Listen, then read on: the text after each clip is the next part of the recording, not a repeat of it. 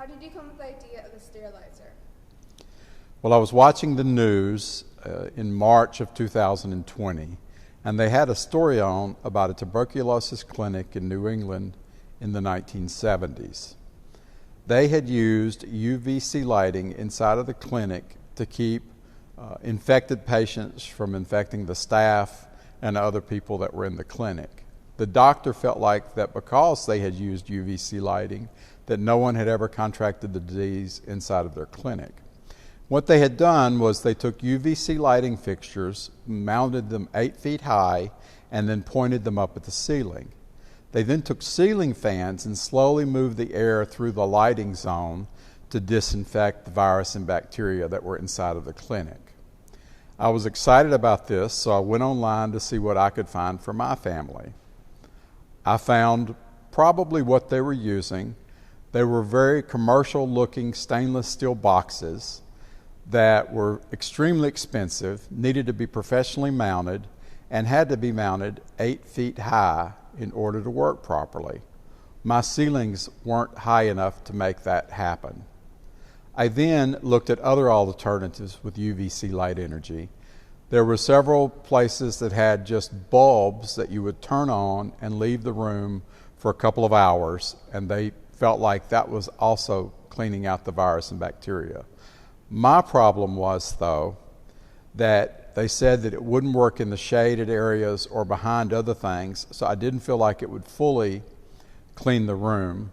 Another thing was they said that it would damage plants and furniture with the UVC lighting. None of those were good options for what I wanted, so I decided I would build my own.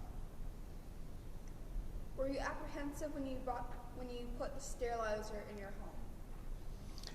I was very confident that the UVC light and system that I had was working. What I was unsure about was the collateral damage that could happen around the box.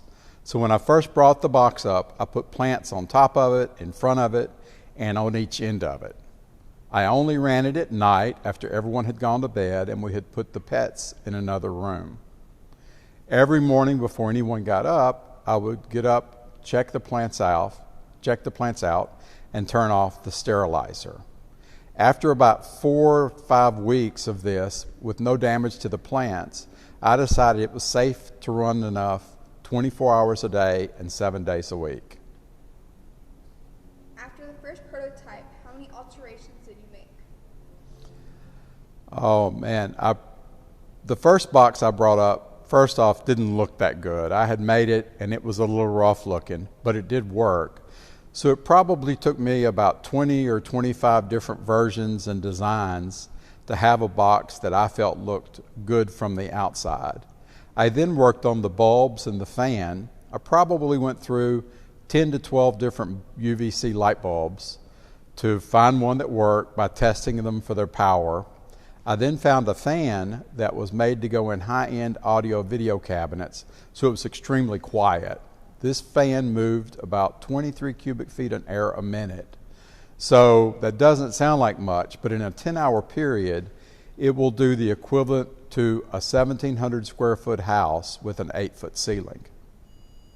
Who do you see as the ideal person who should buy a StAIRilizer? I really see myself as the ideal customer for the StAIRilizer, and the reason why is I want to keep my family safe, but I just can't mentally, financially, or physically stay home and not leave the house all day. I need to leave the house to work, to buy groceries, and just other household essentials that we need.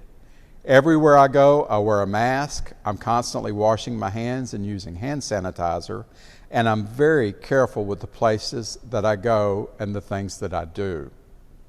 When I get home, I want to be able to wash my hands, take my masks off, and know that I am not bringing virus back into my house.